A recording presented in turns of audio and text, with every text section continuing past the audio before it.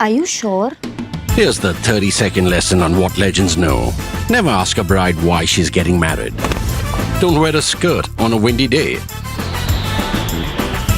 Deodorant is not a shower. Don't sniff chili flakes. And don't forget, saving is not investing. Legends don't just save, they invest in mutual funds. Mutual fund investments are subject to market risks. Read all scheme-related documents carefully.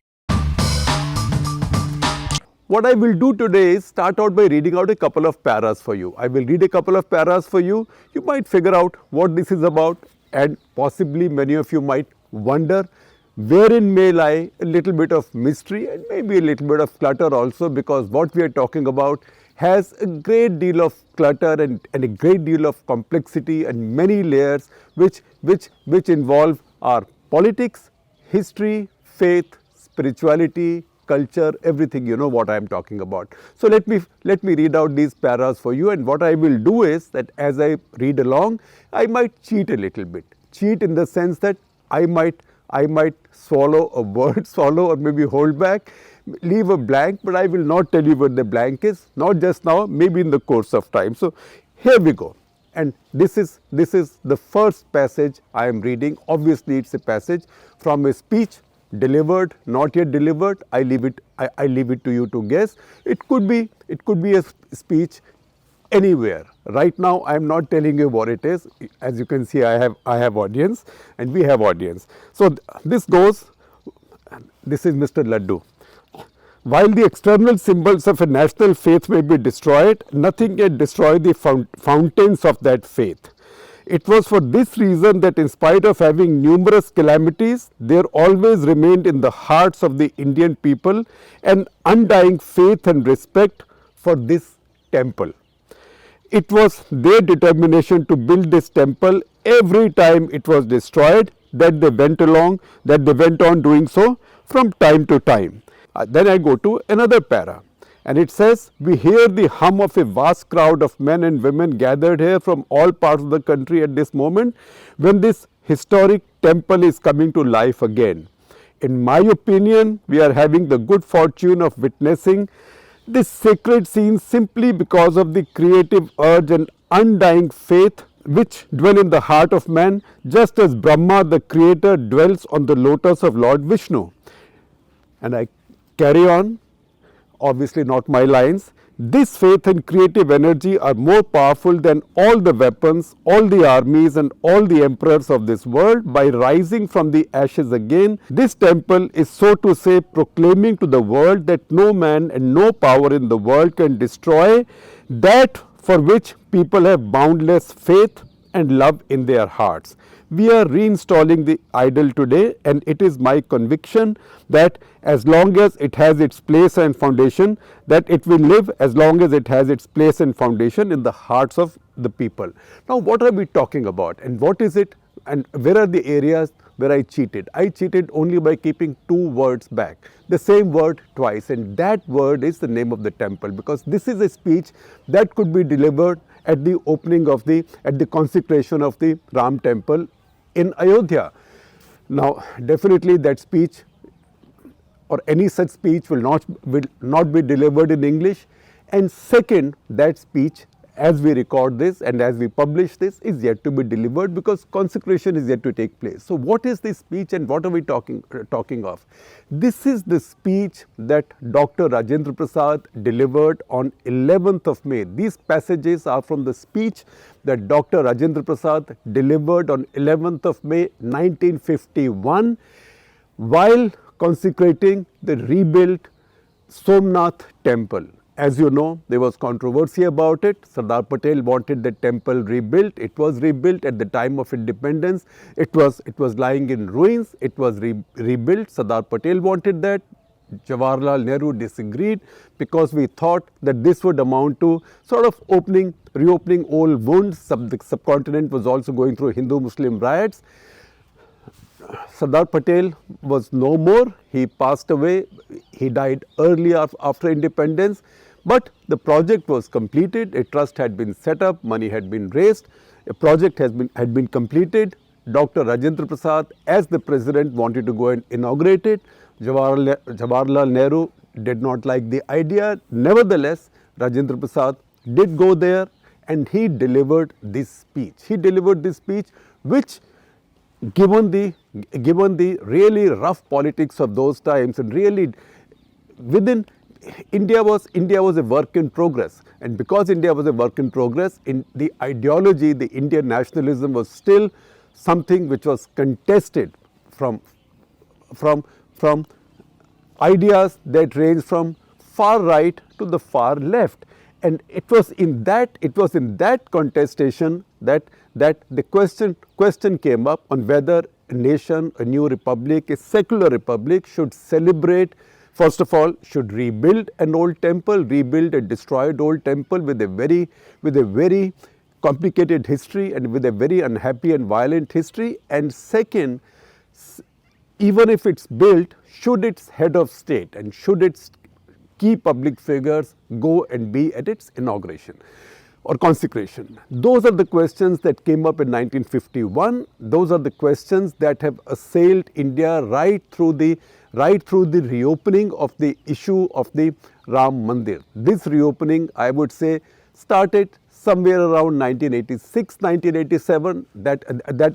That is shortly after Rajiv Gandhi first made his misstep over the Shah Bano case, and then we know what happened after that. The Shah Bano case, he changed the law to set aside or to defy a Supreme Court order giving alimony to Shah Bano because it was supposedly against the Islamic law, Islamic family law, personal law.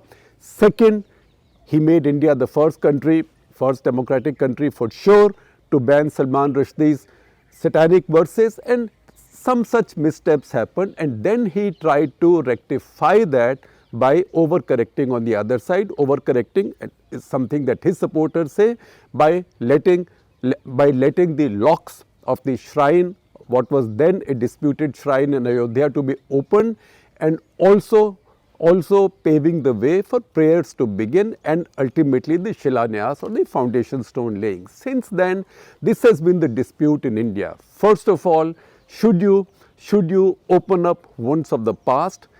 Second, does a community have the right to restore to itself what it believes was taken away? Now, if you haven't seen I haven't introduced the other ones to you who've been walking in and out. So the jet black one is Mr. Miku, and the sort of grey white one is Sheru. Sheru is not quite a tiger. He's the most cautious of the lot, and the shyest of the lot. That said, that is the debate which goes on now. The reason we are quoting this speech from Dr. Rajendra Prasad is that the issues have remained the same. And this speech, what he said then, had shown us the way on what could be done or what could have been.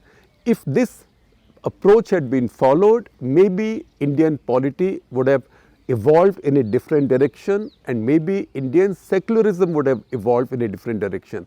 And it's a matter of conjecture, it's a matter of debate, and the reason I'm mentioning all of this is that this is the time for us to reflect on all this. It's a matter of debate that if this approach had been followed, Dr. Rajendra Prasad, Sardar Patel, Kanhaiyalal, Maniklal Munshi, had that approach been followed, and India had not, Indian democracy and Indian constitutional liberalism had not swerved as far left as it did in the 50s, and then subsequently in the late 60s under Indira Gandhi, and yet again post Narasimha Rao, because the Congress party then under Sonia Gandhi thought that the biggest crime committed by the party or under the watch of the party was the destruction of the Babri Masjid. It was a crime. It was a terrible act of violence and defiance of the rule of law and constitution. That is something the senior most leaders of the BJP said at that point of time. Those of whom who are still around, Mr. Advani, Dr. Murli Manohar Joshi, may not say so now, but at that point they all said so. But the post Narasimha Rao Congress party, or the Congress party after Sonia Gandhi took over the party, has taken the view that it was this destruction of the Babri Masjid that took away its credentials of being a secular party, Also that it lost the Muslim vote, at least in the Hindi heartland. Those are the complexities that we are dealing with. So once again, what do? We again go into a little deeper into the speech. This speech, by the way, was then banned by All India Radio, AIR as it was called. It was not shown there because again it was seen as too polarizing or again too provocative at that point, because remember, this is 1951, the wounds of partition are still live, or they are still bleeding. This is the era of the Nehru-Liaquat Ali Pact. We know the things that are happening between India, Pakistan and the accession of Kashmir. This was a very complicated time, but more importantly, this was a larger argumentation over what kind of secular constitutionalism and secular nationalism will India build. What happened in the process was that the side that was left of center on the social cultural side, ultimately it also became the side that won on the economic side. So the side that represented the left on the socio-cultural side won. That's why while the Somnath temple was inaugurated, the speech was not broadcast on All India Radio, and then we know 51 onwards what happened. Indian politics and polity took a strong leftward tilt, and that's how the foundations of Indian socialism were laid. And that's why Nehru also said, the dams that I am building, the projects that I am building, these are the temples of modern India. So that was the rationalist view that believed. Now it turns out, and there will be a bit of opinion or more than a bit of opinion as we go along in this episode of Cut the Clutter, there was a lot of wishful thinking that somehow this new nationalism built around development, growth, humanism, or maybe a kind of globally, a non-aligned globalism, that will define the Indian nationalism. The lesson of those 70-75 years is that culture runs very deep in people's minds and hearts, and no matter what you do, culture doesn't go away.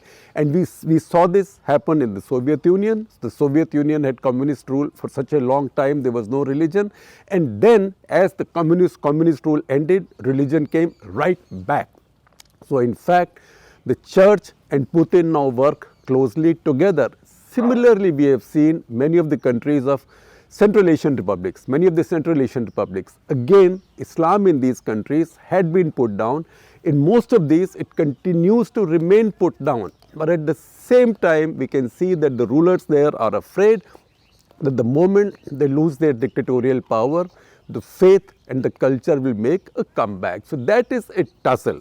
Can you have secular constitutionalism by asking people to put their religion aside? The lesson, at least for India now, is that it is not possible. So let me go to a couple of more passages from this very speech. He says, on this sacred and historic occasion, it is desirable for all of us to realize the great secret of spiritual faith, that to have a glimpse of God or truth, it is not necessary for all men. This was not an era where we were conscious of pronouns. Of this sacred and historic occasion, it is desirable for all of us to realize the great secret of spiritual faith, that to have a glimpse of God or truth, it is not necessary for all men. That is Miss Tara. It is not necessary for all men to follow one and only one path. On the contrary, if man devotes himself with all love and faith to the service of his fellow human beings, and if he dedicates himself to the establishment of the kingdom of love and beauty of this earth, he would surely be able to realize God, whatever may be the manner of his worship. Once again, how is this also not a discourse for Indian secularism, except that this chooses a different path to Indian secularism from what Nehru might have chosen, what Indira Gandhi might have followed, at least for some time, although she always stayed close to her Hindu faith, never said one rude thing, one thing that will upset the larger Hindu majority. As I said earlier in a national interest article, never even attacked the BJP as a Hindu party, only called it a Hindu Baniya party.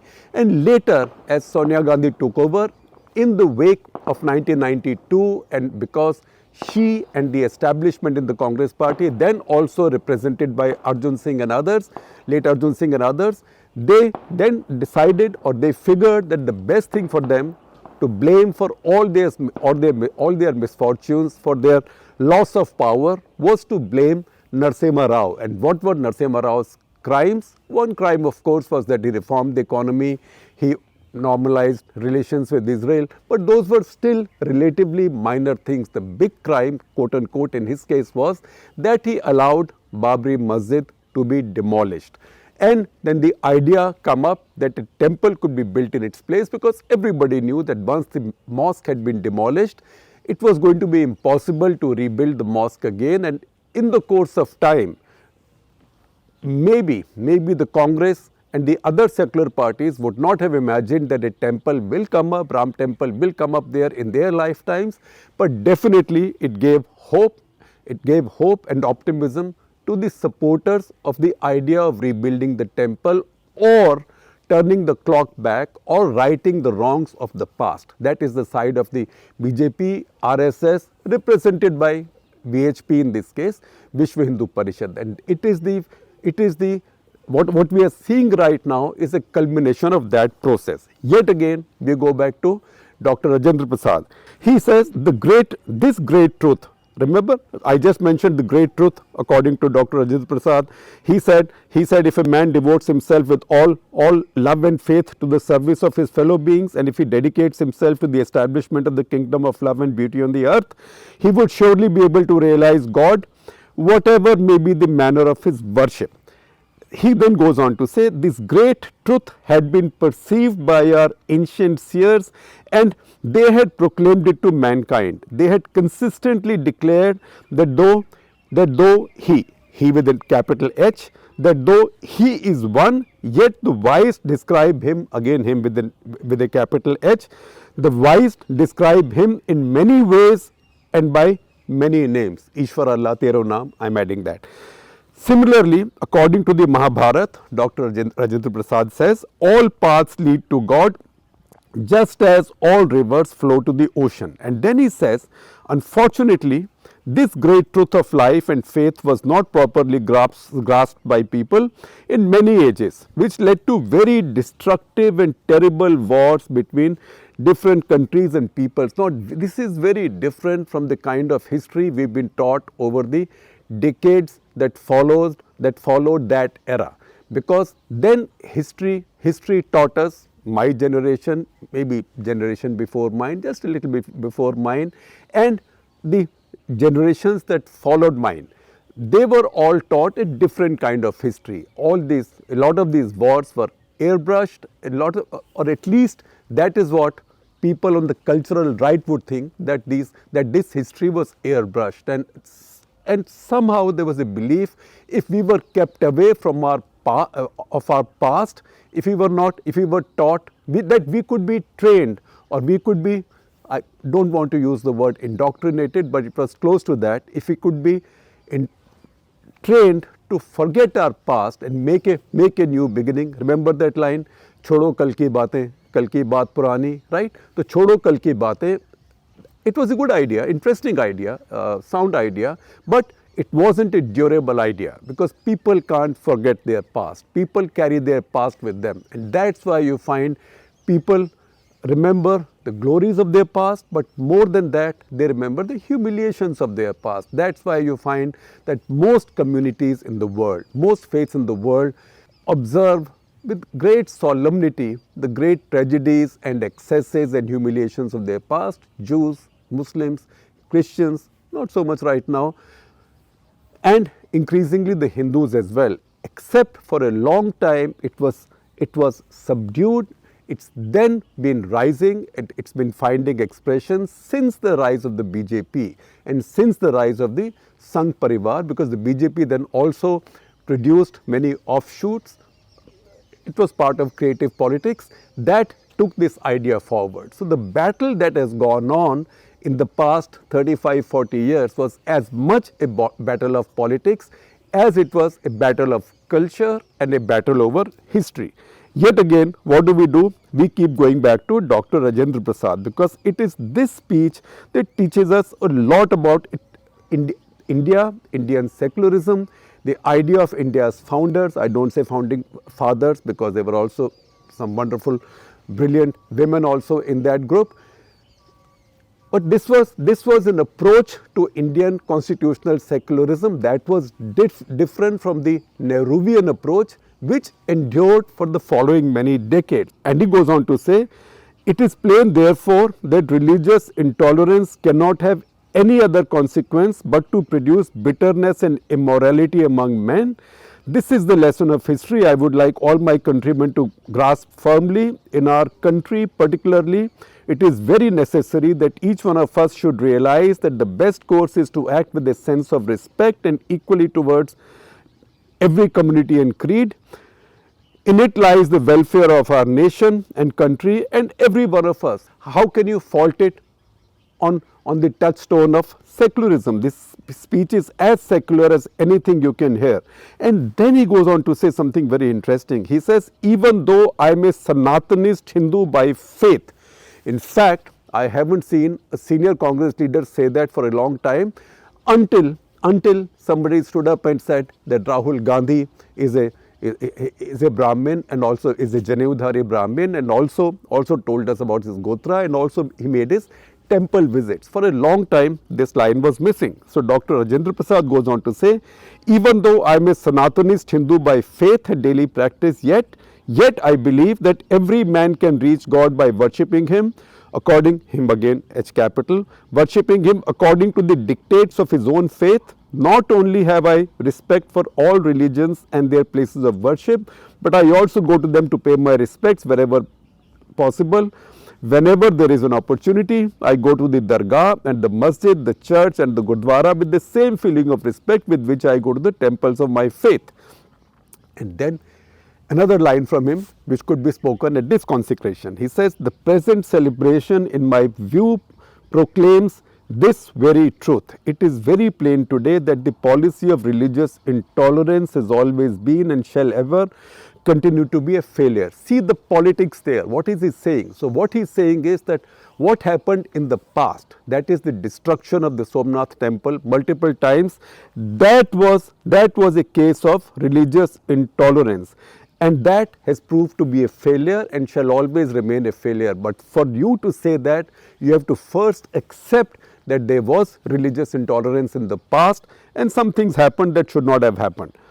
Then again, says Dr. Rajendra Prasad, I would also like you to realize that the restoration of this broken link of history. So once again, this broken link of history, does that apply to Ayodhya or not? Think about it. I would also like you to realize that the restoration of this broken link of history does not and cannot. First of all, I asked you, tell me whether what's happening at Ayodhya restores a broken link of history or not. Chances are, most of you, many of you, maybe most of you would have said yes. And then I complete the rest of the sentence. I told you I'll cheat a little bit today and hold back occasionally just to maybe bait you a couple of times. He says, I would also like you to realize that the restoration of this broken link of history does not and cannot imply that we are making or we should make an effort to re-establish in our country the psychological, cultural, social and religious conditions which existed here in the centuries that are past. Which means, if I translate this in modern terms, this means it's all right, building of this temple in Ayodhya restores a link, a broken link with the past. But it does not mean that you are installing or you are proclaiming a new republic based on one faith, in this case Hinduism or Hindutva. So once again, while the construction of this temple restores a broken link with the past, it does not mean that this proclaims or this should be or can be used to proclaim a Hindu Rashtra. That is the implication of what he is saying. And then he says, it is no doubt possible for man to turn back. We see that happening in many countries which have made faith the basis of their nationalism and their politics. I am adding this. That was also the idea behind my national interest this week, of which I will share a link again with you. He says, and I repeat again, it is no doubt possible for a man to turn back, but it is not given to a man to return to the moment that has passed away. जो चला गया उसे भूल जा. In the world of time, man has no option but to continue marching forward. Indeed, he may look behind to get some light and guidance for the future, but he can never return. Once again, a lesson that we need to remember as we observe the consecration of the temple in Ayodhya. And he says, today our attempt is not to rectify history, not to rectify history. Our only aim here is to proclaim anew our attachment to the faith. Very important. This could be a speech delivered at Ayodhya now. Our only aim is to proclaim anew our attachment to the faith, convictions, and to the values on which our religion has rested since immemorial ages. We also proclaim to the world that the great truth of spiritual life teaches that every individual should have full independence and opportunities for rising to the highest glory of life, to which his experience and natural talents entitle him. And then he says, on this sacred occasion, it is the duty of each one of us to take a pledge that just as we have restored this historic temple, a symbol of our ancient faith, you can add which temple it is, the name of the temple. So also would we put new life into the temple of prosperity of our people. Then he makes some other very interesting references with which I will conclude this very unconventional, very unusual episode of Cut the Clutter. He says, in the past our country was the industrial center of the civilized world. Caravan loads of manufactured goods from this country used to go to distant lands. Gold and silver used to flow into our coffers in exchange for our goods. Our exports were then very large while imports were very small. Naturally, India of those days had become the home of gold and silver. In my view, he said, the restoration of this temple, okay, in this case, this temple of Somnath, could be this temple of Ayodhya, if we take it in the right spirit. In my view, the restoration of this temple of Somnath would not be complete on the day when a fine building would have been constructed on these foundations, not just the building.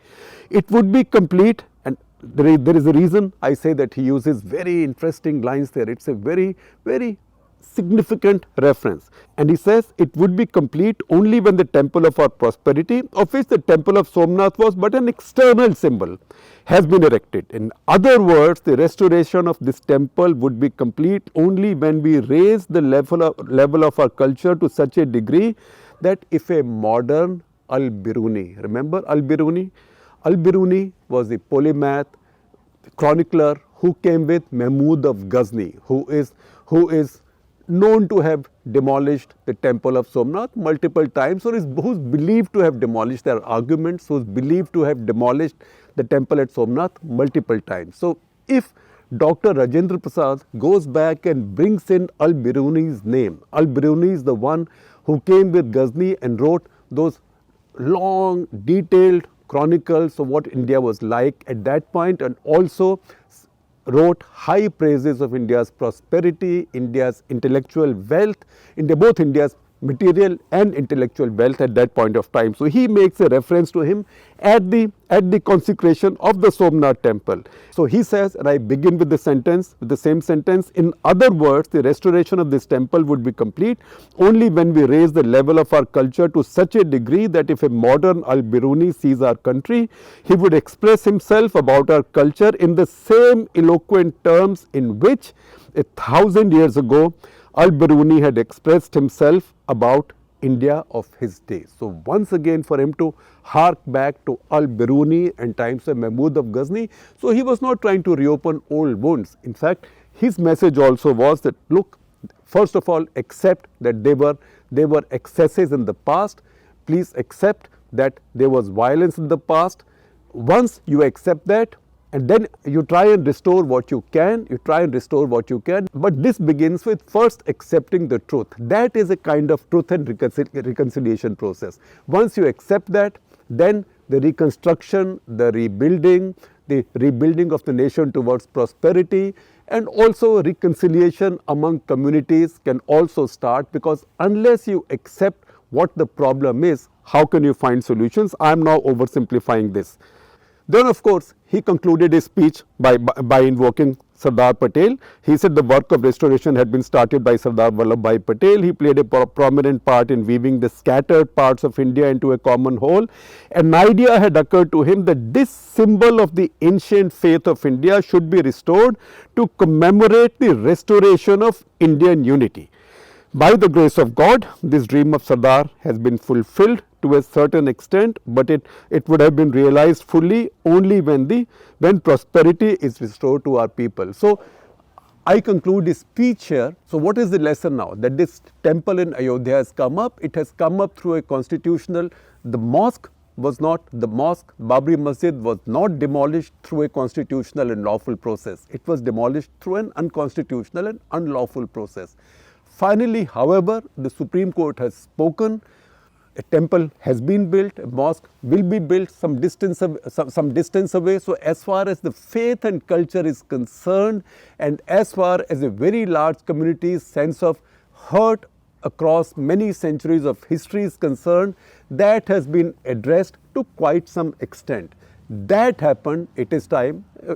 I am now back to opinion. Since that has happened, it's time now to move on. It's time now to move on. This is not a time for triumphalism, Hindu triumphalism or Muslim defeatism, any such thing. The most ideal of all worlds now, this temple will be celebrated, people will go there. In the course of time, a mosque will be built and the two communities will then move on. Most importantly, the government and the establishment will carry on functioning like the government of every Indian, not the government of any particular faith.